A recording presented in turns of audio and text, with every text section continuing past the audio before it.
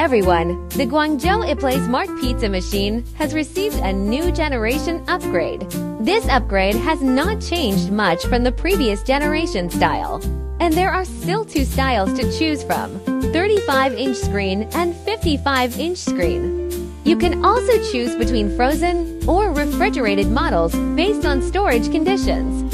In different business environments, various payment methods can be installed, such as card readers, cash slots, coin-operated machines, etc. Payment ports in multiple countries around the world can also be connected.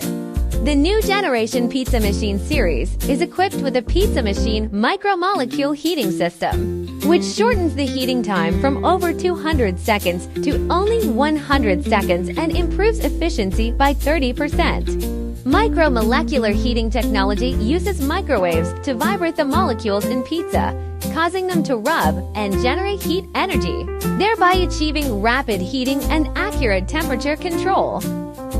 IPLAYSMART has designed a dedicated pizza box for the new pizza machine, which not only contains pizza, but also comes with utensils for dividing pizza. This design makes it convenient for buyers to share pizza with their friends and enjoy it immediately.